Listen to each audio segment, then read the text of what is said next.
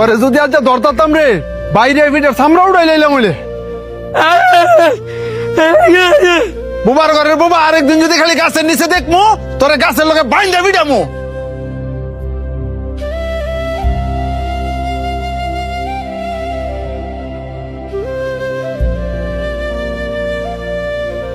ভাই বাবা সরন্তে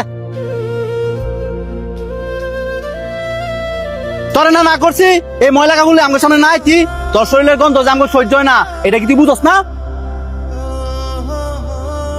হ্যাঁ কথায় কাজ হইতো না, হ্যাঁ একদিন পিস্তুরা বান দিয়া ঠিক মতন ফিরাইতে হইব, তাইলে আর আঙ্গ লাগাইতো না। বাহ, খুব সুন্দর কথা কইছস। হাই তোকে পছন্দ করে দিকা আর ভালোবাসে দিকে তো তোকে লগে আর তোরা কিনা কইতাছস হ্যাঁ রে ফিসনুরা বান দিয়া পরে ফিরাইবি। তো তুই তোর লগে হেরে রাখিস, হ্যাঁ শরীরতে কি গন্ধ বাড়ে তুই দেখছস? এক কাপড় বেড়ে সবসময় ঘুরে। এই যে শার্টটা দেখতেছস এটা আর বাপে পড়তো, আর হ্যাঁ আর বাপের সিরা শার্টটা পরে ঘুরে। হ্যাঁ এই শার্টটা কে লেগে পরে ঘুরে, কারণ হ্যাঁ বাবার অনেক পরিমাণে ভালোবাসে। হ্যাঁ তো তখন মতন সামর্থ্য নাই যে চাইলে রং বেরঙের কাপড় বেরো ঘুরবো। হ্যাঁ বুবা দেখা অসহায় দেখা তোরা কি হ্যাঁ মানুষ মনে করস না? এই যে হ্যাঁ মনে আঘাত দিয়ে দিয়ে কথা কস, হ্যাঁ কি মনের ভিতরে কষ্ট পায় না?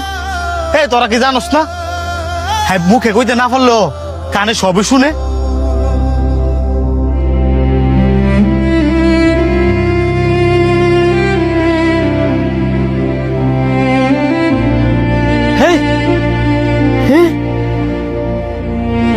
সর বুবা, আমার কাজ আমারে করতাম দে।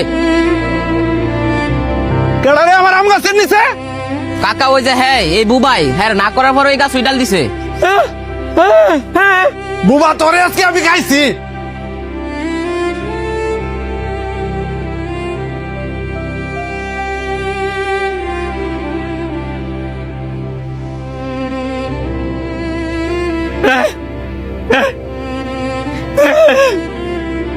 আমি একজন বোবা,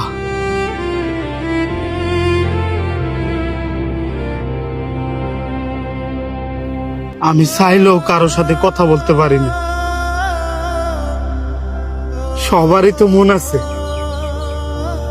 আমারও মন আছে, তার মানে এই নয় আমি বুবা দেখা আমার মনটাও বুবা। এই যে আমার মানুষ মারে বহে, আমার মনে কত